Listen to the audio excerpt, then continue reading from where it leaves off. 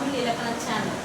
Last கிளாஸ்ல நம்ம தமிழ் எழுத்துக்களின் வகையும் தொகையும் பார்த்தோம். இந்த கிளாஸ்ல மொழி முதல் இறுதி எழுத்துக்கள் என்ற டாபிக்கை பார்க்க போறோம்.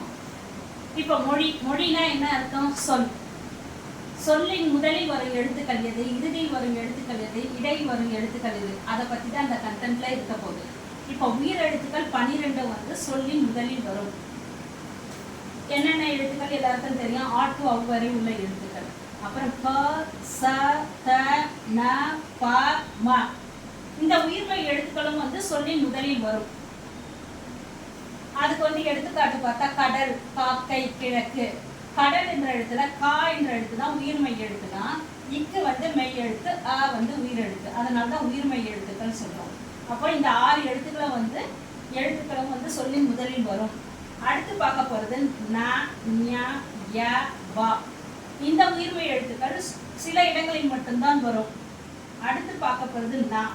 இந்த ந என்ற ஓர் எழுத்து மட்டும் சொல்லின் முதலில் வரும். நனனம். இந்த நனனம் அங்கனம், இங்கனம் சொல்லிட்டு இக்கால சொற்களில் வழங்கி வருகிறது. அதுக்கப்புறம் நா வரிசையில் பார்த்தீங்கன்னா நா, நா, நே, நோ.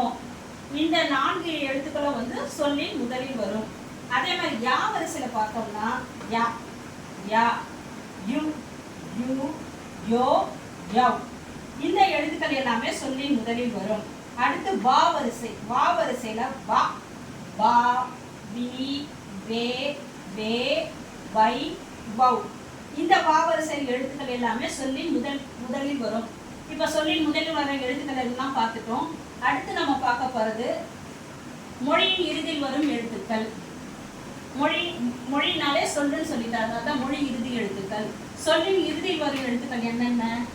இஞ்ச், இன், இண்ட், இம், இ, இர், இல், இவ், இல், இல், இன்.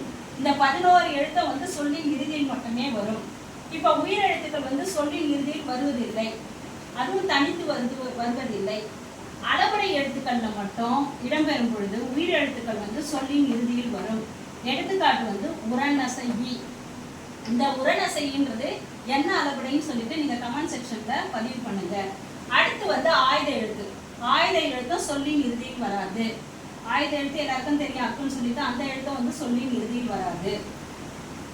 இட், இங், இச், இட், இட், இட், இட். இந்த 7 மெய் எழுத்துக்களும் சொல்லின் இறுதியில் வருவதில்லை. உயிர்மெய் எழுத்துக்கள்ல நா எழுத்து வரிசை நா, இன், நீ, நீ.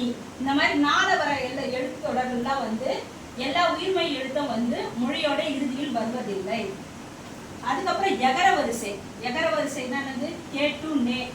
இந்த உயிர்மெய் எழுத்துக்கள்ல மொழி இறுதியில் வருவதில்லை.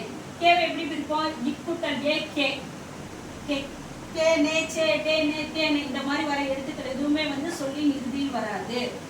அடுத்தது ஒகர வரிசையும் சொல்லின் இறுதியில் வராது. ஆனா ஒகர வரிசையில இந்து பிளஸ் ஓன்னது நோ. இந்த நோ என்ற எழுத்து ஓர் எழுத்து ஒரு மொழியில இருக்கு. நோனா துன்பம் என்று அர்த்தம். இந்த எழுத்துக்கள் தவிர, இந்த நோவை தவிர மற்ற எந்த எழுத்துக்களும் சொல்லின் இறுதியில் வருவதில்லை. இன்னைக்கு இந்த டாபிக்ல வெறும் மொழி முதல் எழுத்துக்கள் இறுதி எழுத்துக்கள் மட்டும்தான் பார்த்துருக்கோம். அடுத்த கண்டென்ட்ல மீதி இருக்கிறதெல்லாம் நம்ம பார்க்கலாம். உங்க எல்லாருக்கும் புரிஞ்சிருக்கும்னு நினைக்கிறேன். உங்க எல்லாருக்கும் மீதி இருக்கிற இலக்கண டாபிக் கண்டென்ட்லாம் தெரியலன்னா லைக் பண்ணுங்க, ஷேர் பண்ணுங்க, என்னோட சேனலை சப்ஸ்கிரைப் பண்ணுங்க. மறக்காம நோட்டிஃபிகேஷன் பட்டனை அழுத்துங்க. என்னோட வீடியோஸ்லாம் உங்களுக்கு பார்க்கலாம், நீங்க பார்க்கலாம். ஓகே, நன்றி, வணக்கம்.